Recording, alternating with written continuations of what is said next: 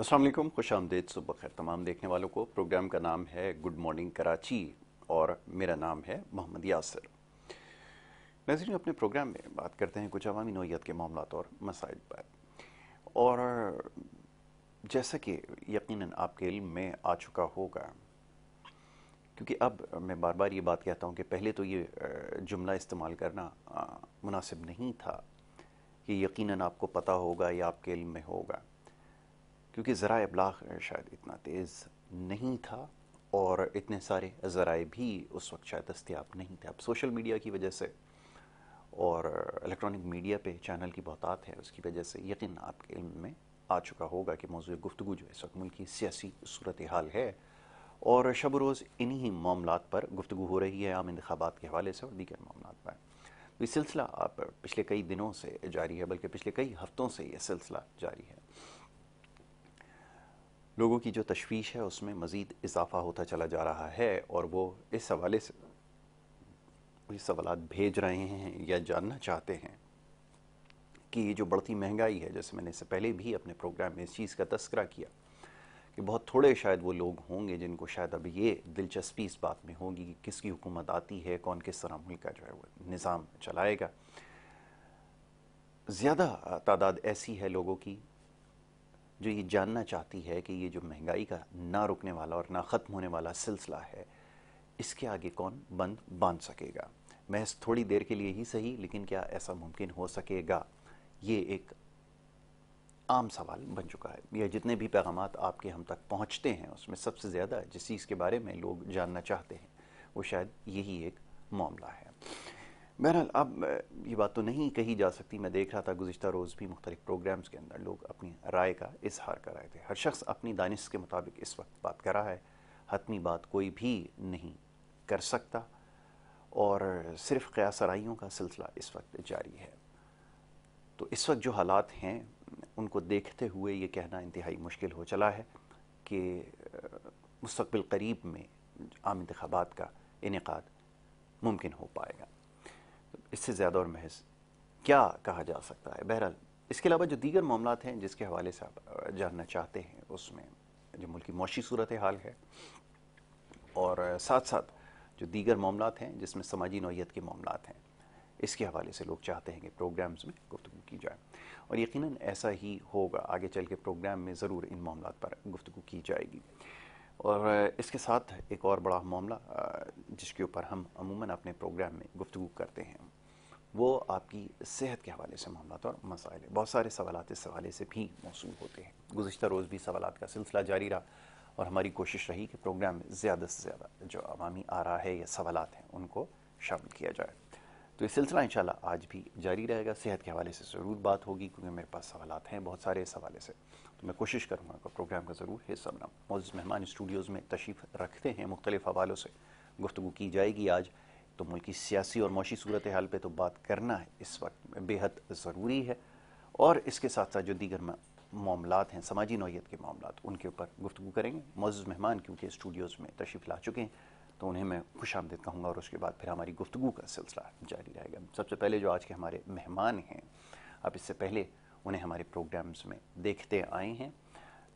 बड़ी अच्छी गुफ्तगू करते हैं, बड़े सादा अल्फाज का इस्तेमाल करते हैं और ख़ास तौर पे जब मईशत की बात हो तो हमेशा ये बात कहता हूँ कि बात करना बेहद ज़रूरी है, लेकिन उससे ज़्यादा ज़रूरी है कि आसान और सहल अंदाज में बात को देखने वालों तक पहुँचाया जाए। तो इस कोशिश में किसी हद तक जो है वो कामयाब रहते हैं।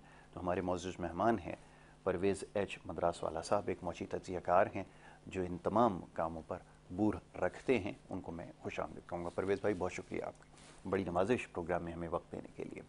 दूसरे जो हमारे मौजूद मेहमान हैं, आप एक फ़लाही इदारे के साथ जो है मुंसलिक हैं, उसको चला रहे हैं और इसके साथ साथ दीगर जो समाज में खैर के काम हैं वो आपने अपने ज़िम्मे लिए हैं, न सिर्फ पाकिस्तान में बल्कि पाकिस्तान से बाहर भी मुख्तलिफ़ हवालों से काम कर रहे हैं। कुदरती आफात के अंदर या दीगर मामलात के अंदर जो है वो आप पेश रहते हैं।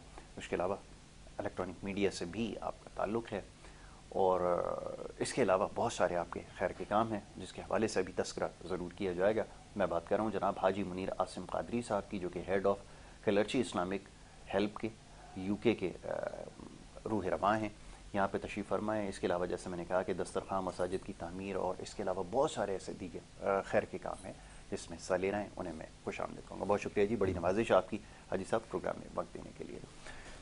پرویز بھائی, گفتگو کا آغاز آپ کے ساتھ معاشی صورتحال کے حوالے سے اب کیا مزید کہا جا سکتا ہے, کیونکہ بات کرنے کے لیے زیادہ کچھ ہے نہیں. ابھی کچھ دیر پہلے جو موضوع زیر بحث آ رہا تھا اس میں یہی بات ہو رہی تھی کہ یہ جو حالات ہیں ملک کے, اور خاص طور پر یہ مہنگائی میں اضافہ ہے, اس میں ہر طبقہ اب جو ہے وہ پریشان نظر آ رہا ہے. پہلے تو یہ تھا کہ middle class, lower middle class, اس کے اوپر اس کا پریشر آتا تھا, اور ایک طبقہ تھا جس کو کوئی محسوس نہیں ہوتا تھا. لیکن اب برابری کی سطح پر ہر جگہ برابر لوگ جو ہے وہ اس کا پریشر محسوس کر رہا ہے. کیا کہنا چاہیں گے اس حوالے سے؟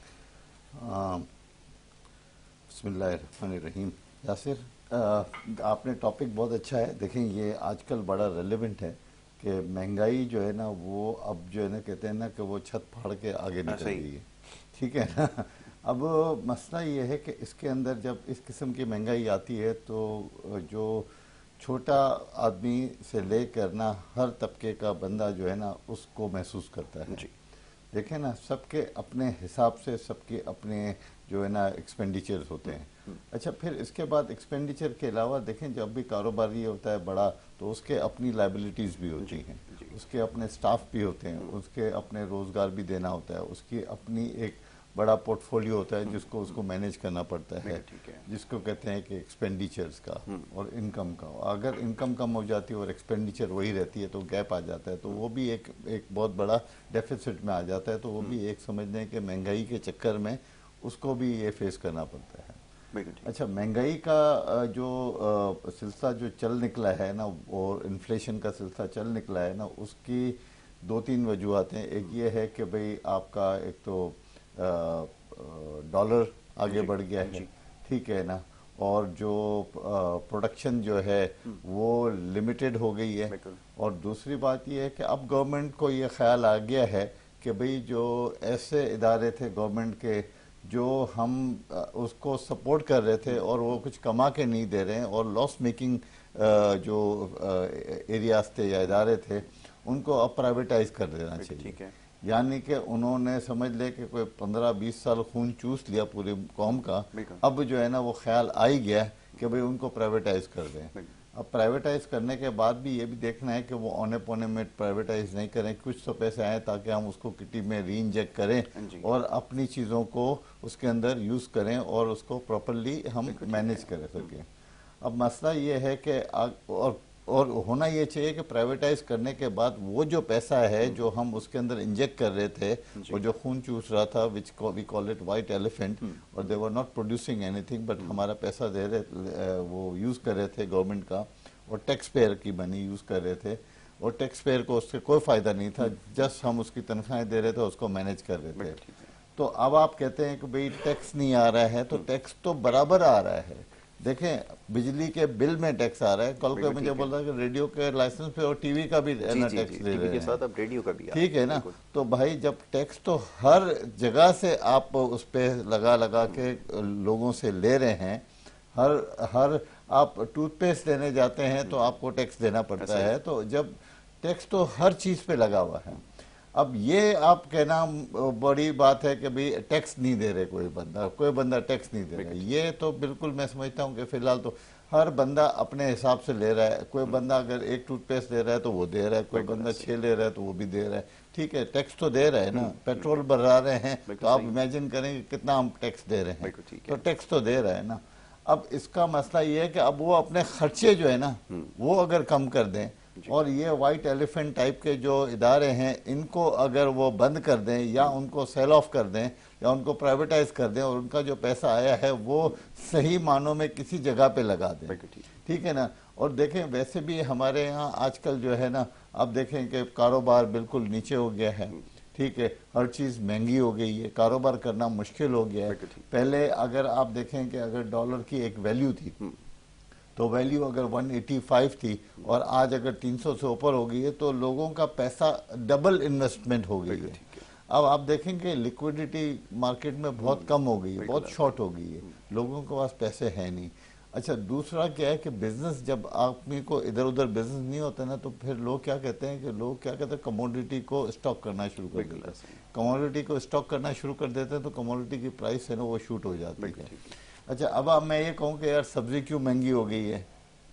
کیوں مہنگی ہو گئی ہے بھائی؟ اس لیے مہنگی ہو گئی ہے کہ بھائی ٹرانسپورٹیشن مہنگی ہو گئی ہے. ٹھیک ہے نا. لوگ اپنے جو ہے نا اس کے اوپر اپنا مارجن بڑھا دیتے ہیں. کیوں کہ ان کے بھی خرچے مہنگے ہو گئے ہیں.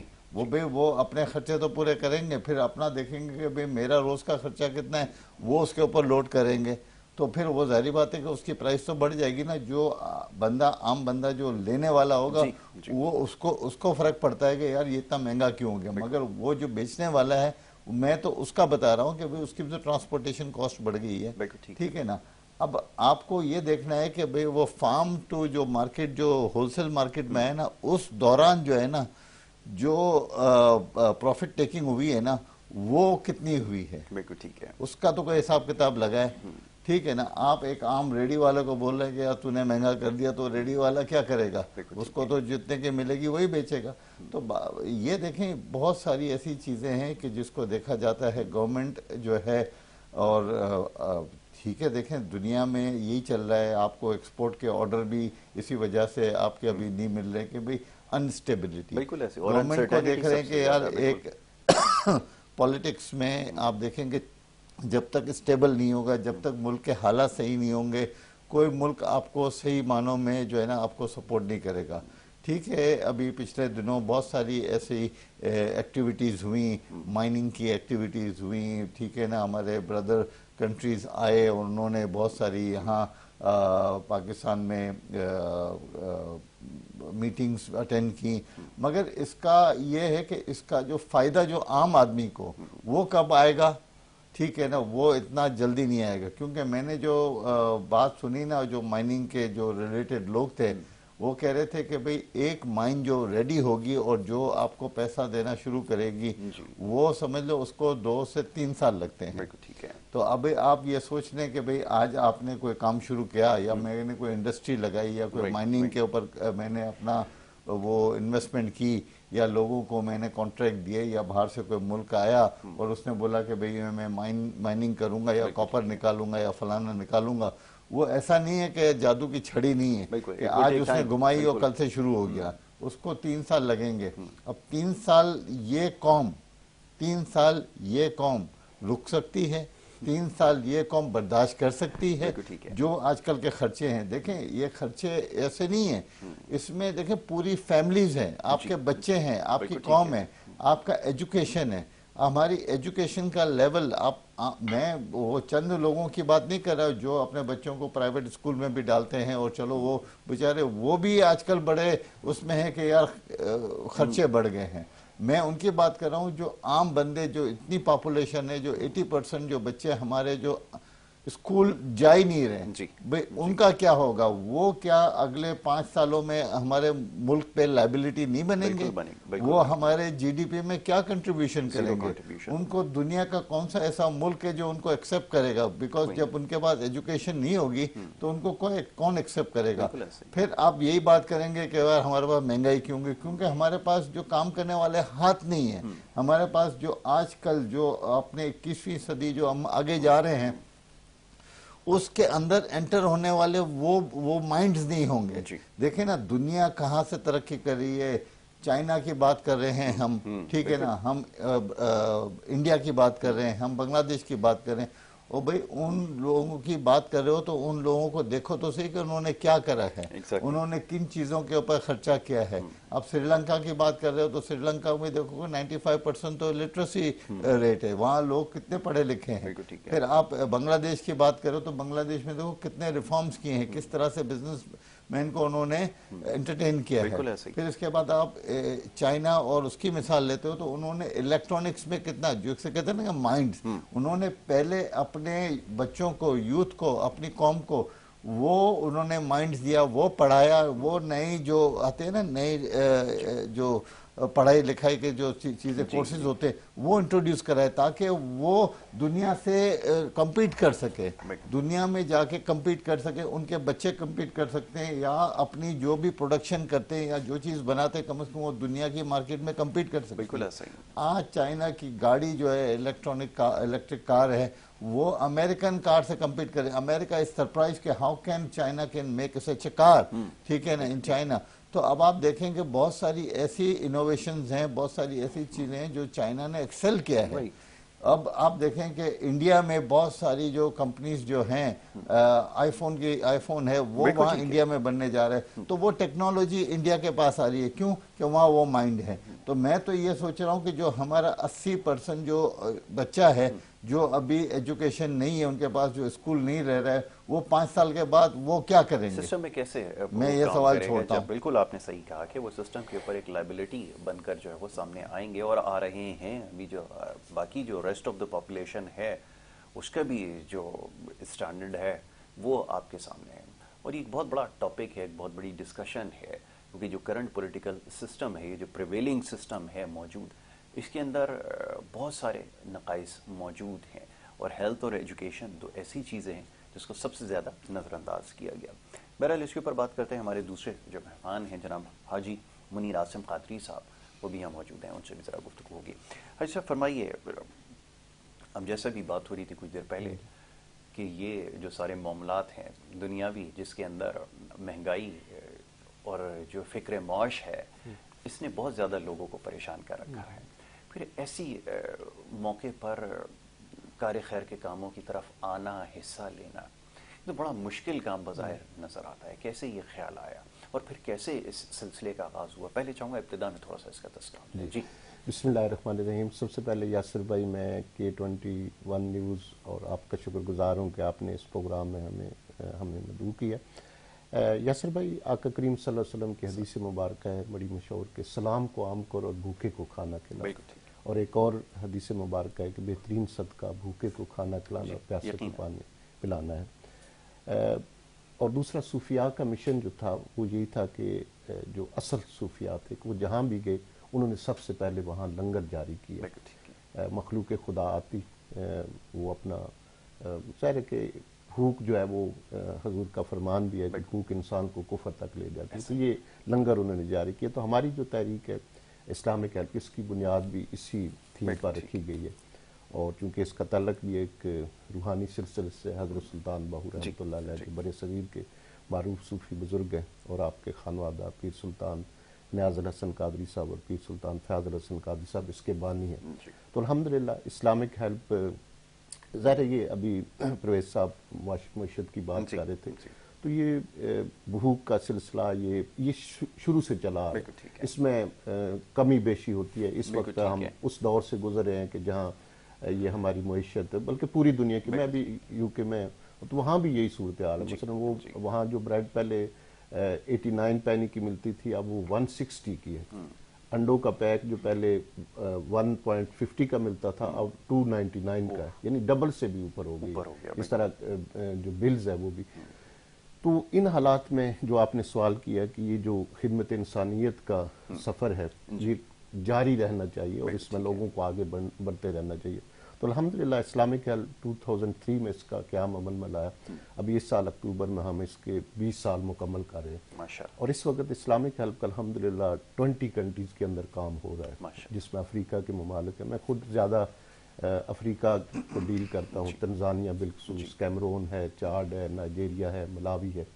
تو آپ سن کے حیران ہوں گے آپ کی وساطت سے ناظرین بھی کہ اس وقت تک ہم تنزانیہ میں 720 ماسک بنا چکے ہیں, اور اس کے علاوہ وہاں سب سے بڑا مسئلہ پانی کا ہے. آپ یقین جانیں کہ پوری بستی ہے, بارش کا پانی جوہڑ جو ہوتا ہے وہاں سے وہ پانی لیتے ہیں. بلکہ ایک دفعہ ہم گزر رہے تھے تو میں نے دیکھا ایک جوہڑ ہے خشک ہے, تو وہاں کچھ 25-30 عورتیں ہیں. تو میں نے اپنے ڈرائیور کو کہا کہ یہ یہاں کیا کر رہے ہیں؟ انہوں نے کہا یہ پانی لے رہے ہیں. میں نے کہا پانی تو ہے نہیں. میں نے کہا روک کو دیکھتے ہیں. تو یقین کریں کہ پانی وہ سوکھا ہوا تھا, صرف وہ تھوڑا تھوڑا نا نمی سی تھی.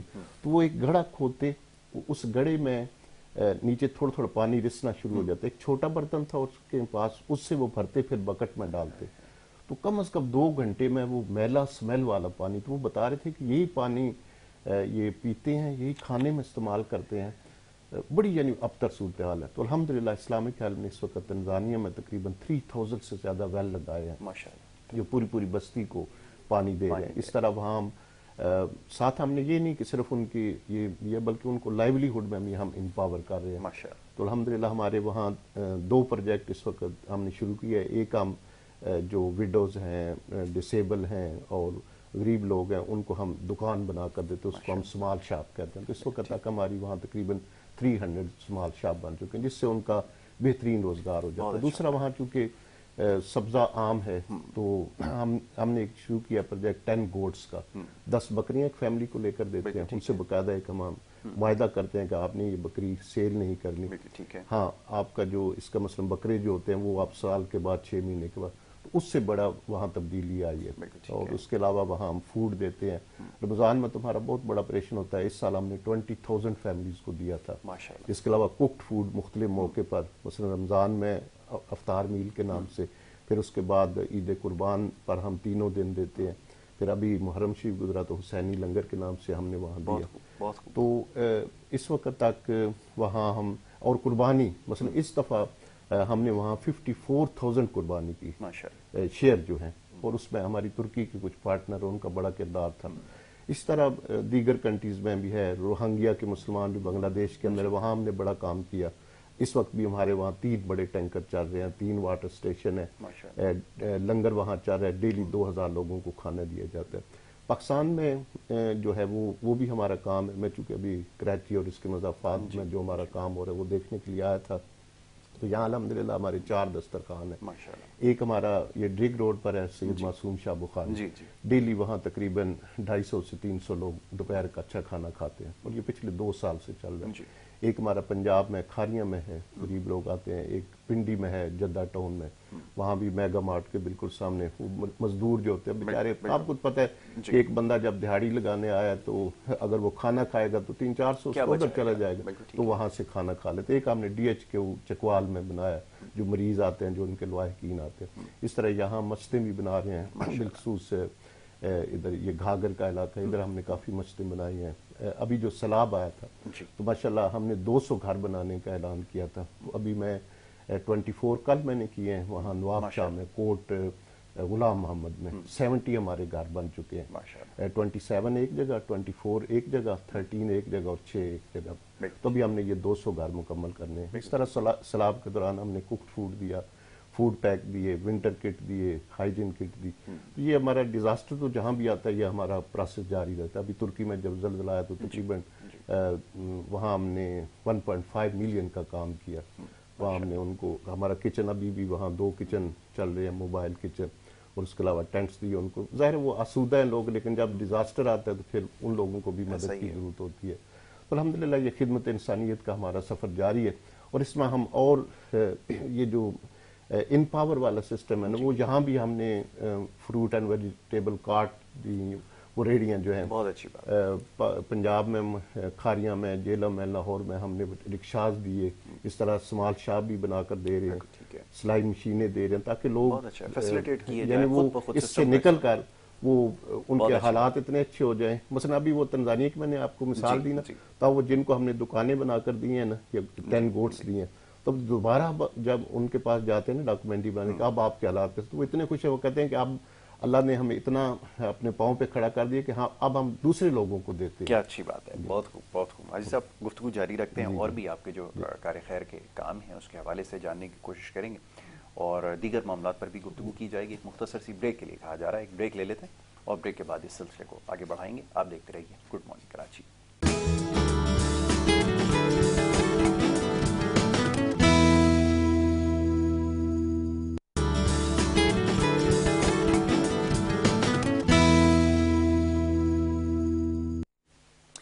Welcome back. ایک دفعہ پھر آپ کو خوش آمدید کہیں گے. بریک پہ جانے سے پہلے گفتگو کا سلسلہ جاری تھا. معزز مہمان تشریف فرما ہیں اور ان سے ہماری گفتگو ہو رہی تھی ملک کی جو معاشی صورتحال ہے اور دیگر معاملات پر ہم بات کر رہے تھے.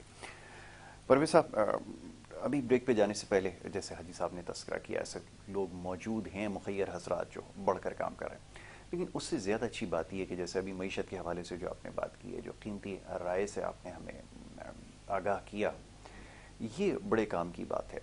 اگر ول آپ کے پاس ہے، اگر آپ کرنے کا ارادہ رکھتے ہوں، تو پھر اس طرح کے جیسے پلان جس کا بھی میں چاہوں گا ذرا تذکرہ دوبارہ کر دیا جائے گا، جو اور مخیر حضرات ہیں جو سسٹم میں کنٹریبیوٹ کر رہے ہیں، وہ اگر چیزوں کو فنکشنل بنانا چاہیں تو کیا کچھ نہیں ہو سکتا؟ اگر ساری ذمہ داری اگر حکومت پہ ڈال کے ہاتھ پہ ہاتھ رکھے بیٹھے رہیں گے تو پھر نتیجہ وہی نکلے گا جو ہمارے سامنے.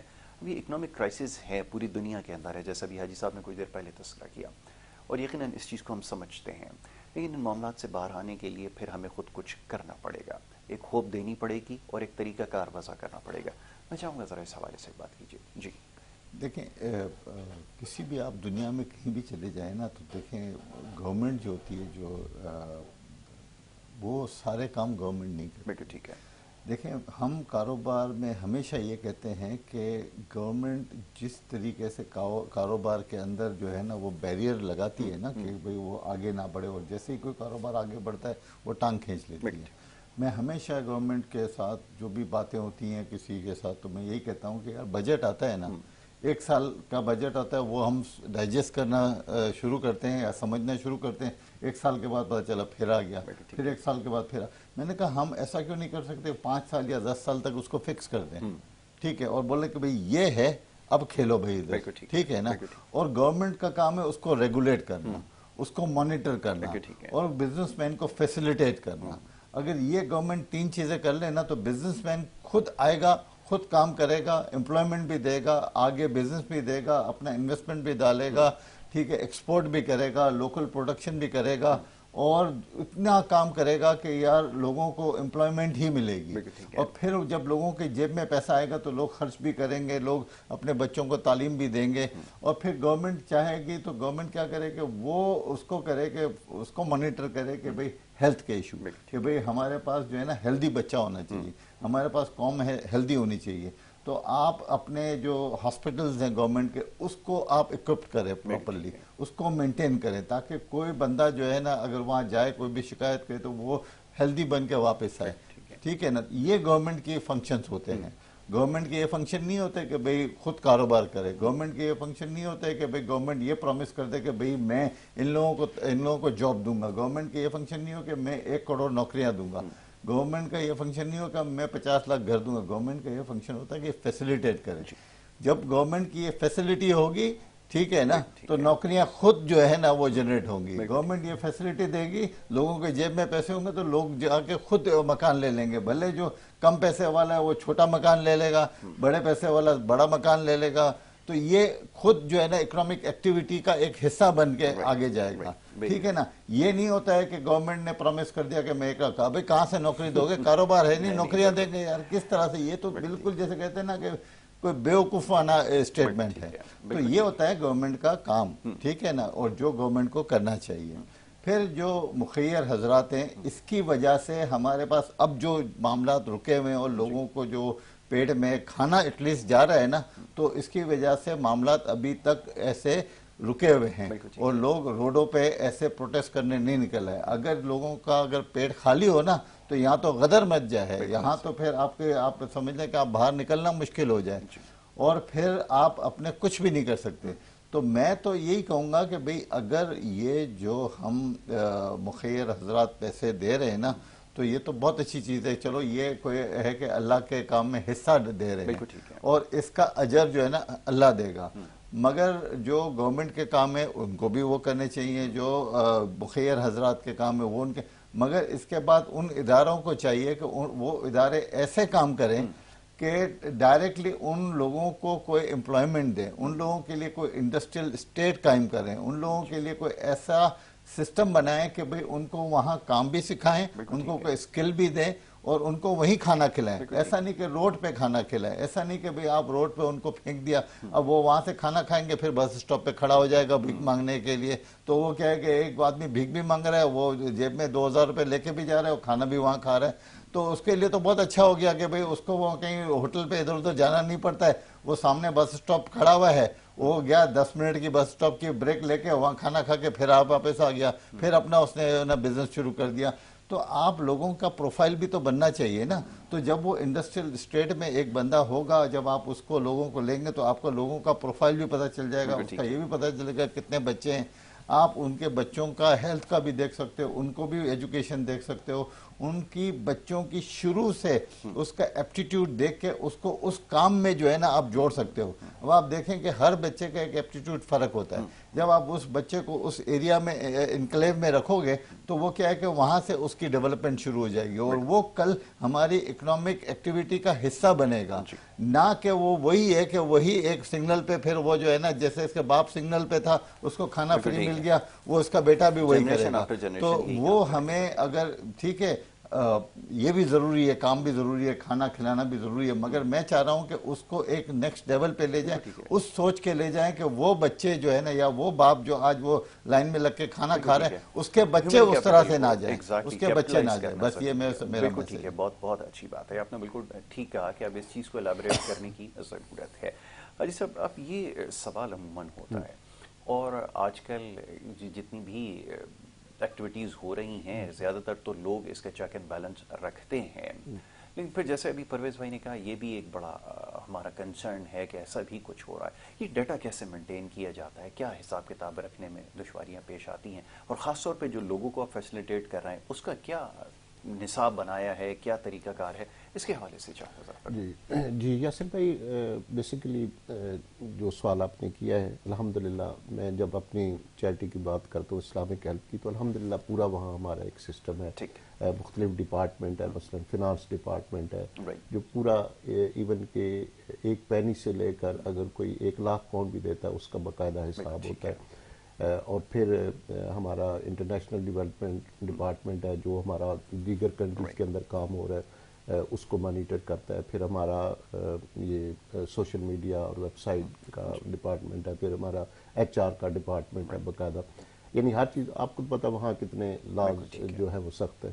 تو الحمدللہ ہمارا آڈٹ جو ہوتا ہے وہ جو UK کی 10 بڑی آڈٹ کمپنیاں ہیں ان میں سے ایک ہے جو آڈٹ کرتی ہے, اور الحمدللہ ہر سال جو وہ رپورٹ دیتے ہیں وہ 100% ہوتی ہے.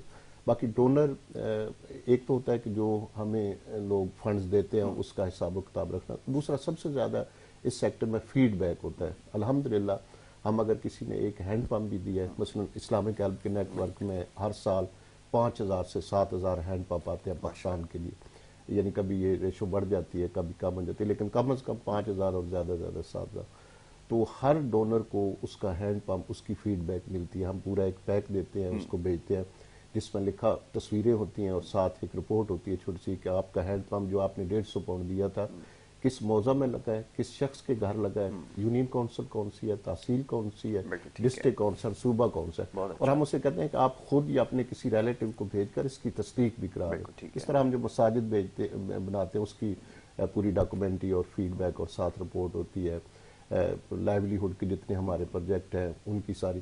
تو یعنی الحمدللہ کوئی ڈونر بھی تھوڑا دیر ہو سکتے ہیں, مثلا اگر ہم 2 مہینے کا ہے تو 3 مہینے میں اس کو مل جائے گی, لیکن اور یہی ایک چیریٹی سیکٹر میں لوگوں کے اعتماد اور ان کا فنڈ جو لینے کی یہی وجہ ہے کہ جب ان کو فیڈ بیک ملتی ہے, کیونکہ پہلے اور سسٹم اب سوشل میڈیا کا دور ہے تو لوگ فیڈ بیک چاہتے ہیں, چاہے وہ اس نے 10 پاؤنڈ بھی دیا نا وہ چاہتا ہے فیڈ بیک. مثلا ابھی ترکی کے زلزلہ زدگان کے لیے جتنے فنڈز لوگوں نے دیے تو ہم نے ان کو پوری فیڈ بیک دی. لوگوں نے وہاں ٹینٹس دیے اور اس کے علاوہ فوڈ دیا, فوڈ پیک دیے. تو ہم نے باقاعدہ ان کے ناموں کے مثلا کوئی اگر کسی مسجد نے ہمیں دیا کہ ہمارے 100 فوڈ پیک, تو ہم نے باقاعدہ ان کے 100 فوڈ پیک وہاں ڈیلیور کر کے. یہ پورا الحمدللہ چیک اینڈ بیلنس سسٹم ہے. آڈٹ ہوتا ہے ہر سال. یہاں ہمارا پاکستان کا آڈٹ علیحدہ ہوتا ہے. یہاں الحمدللہ ہمارا لاہور میں پاکستان کا مین آفس ہے, کراچی میں ریجنل آفس ہے سندھ اور بلوچستان کے لیے. یہاں باقاعدہ دفتر موجود ہے, لاہور میں دفتر موجود ہے. اور آج نہیں کوئی 5-10 سال بعد بھی کوئی ڈونر کہے کہ میں نے یہ 50 پاؤنڈ دیے تھے یا 5 پاؤنڈ, تو اس کی مجھے پہلے تو یہ کہ ہر ڈونر کو رسید بھیجی جاتی ہے. وہاں آپ کو پتہ ہے سسٹم نیشنل آرٹ لینڈ کارڈ کے ذریعے لوگ زیادہ دیتے ہیں, تو جو ہی وہ کارڈ سے اپنی پیمنٹ دیتے ہیں تو ان کو الیکٹرانک رسید چلی جاتی ہے, ای میل کے ذریعے اور پوسٹ کے ذریعے بھی. لیکن بعد میں بھی کوئی بھی کلیم کرے تو الحمدللہ پورا ریکارڈ ہمارے پاس موجود ہوتا ہے. وہاں کے رولز کے مطابق ہم 10 साल रिकॉर्ड जो है वो महफूज रखते हैं। ठीक है। तो ये अल्हम्दुलिल्लाह। और दूसरी बात जो भी परवेज साहब कर रहे थे वक्फे के दौरान भी जो इन्होंने बात की, वो बहुत ज़बरदस्त चीज़ है और इसी पर हम आगे बढ़ रहे हैं कि ज़्यादा से ज़्यादा लोगों को एम्पावर किया जाए, यानी उनको अपने पाँव पे खड़ा किया जाए।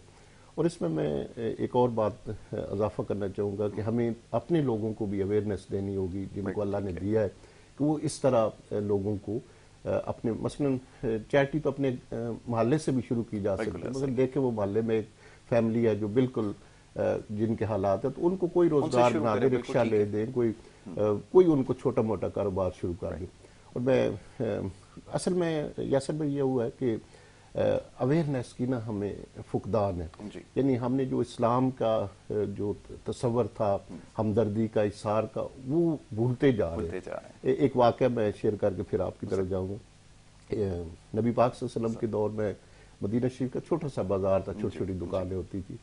तो हजूर के एक सहाबी गए दूसरे सहाबी की दुकान पर, उनके कपड़े की दुकान थी। तो उन्होंने कहा कि मुझे फलां कपड़ा चाहिए। तो उन्होंने कहा कि नहीं मेरे पास वो कपड़ा, आप ऐसा करें, ये नहीं कहा कि मेरे पास वो कपड़ा आप, उन्होंने कहा कि वो कपड़ा आप ना वो सामने वाला मेरा भाई जो है ना दुकान वाला, उससे ले लें। तो उन्होंने कहा कि वो सामने पड़ा, आप क्यों नहीं मुझे दे रहे? तो उन्होंने कहा कि मेरे भाई मुझे अल्लाह ने सुबह से इतना कुछ दे दिया है जो मेरे बच्चों के लिए मेरे लिए, वो सुबह से ऐसे बैठे हुए हैं, तो आप उनसे ले लें ताकि उनके भी ये इसार का जज्बा होना चाहिए। तो ये चीजें ना हमें उलमा इकराम को भी, जितने आप जैसे लोग हैं जो लोगों तक अपना पैगाम पहुंचाते, ये चीजें हाईलाइट करने की जरूरत है। तो और दूसरा लोगों को एम्पावर करने की, चाहे हम एक ही को करें, दो को करें, जितनी हमारी, तो अल्हम्दुलिल्लाह इस्लामिक हम तेजी से इस तरफ आगे जा रहे हैं और ये मुख्तलिफ प्रोजेक्ट हमने शुरू किए। ठीक है। इसमें मैं एक करना चाहूँगा, देखें हाजी साहब, इसमें मैं सिर्फ मेरी एक राय है कि भाई हर कोई अपना हिस्सा डालता है, हर कोई चाहता है कि भाई करें, हर कोई ये चाहता है कि कोई बंदा भूखा ना रहे, हर कोई ये चाहता है कि उसके आसपास के जो बंदे हैं ना उनके वो जितना सपोर्ट कर सके करता है। मगर बात दरअसल है कि यहाँ क्या हो रहा है आजकल के भाई जो है ना लोगों का नफ्स जो है ना वो मर चुका है, लोगों के मॉरल वैल्यूज जो है ना डाउन हो चुके हैं। परवेज भाई इसके ऊपर मौजू पे इंशाल्लाह जरूर गुफ्तगू की जाएगी। एक ब्रेक के लिए कहा जा रहा है फौरन से, क्योंकि सेगमेंट का जो है वो तकरीबन वक्त खत्म हो गया है, दूसरे सेगमेंट की तरफ जाना होगा। मैं बहुत शुक्रगुजार हूँ जनाब परवेज मंदरास वाला साहब का, जनाब हाजी मुनीर आसिम कादरी साहब का कि वो यहाँ तशरीफ लाए। बड़ी अच्छी गुफ्तगू उन्होंने की। एक ब्रेक है, ब्रेक के बाद दूसरा सेगमेंट जारी रहेगा। आप देखते रहिए गुड मॉर्निंग कराची।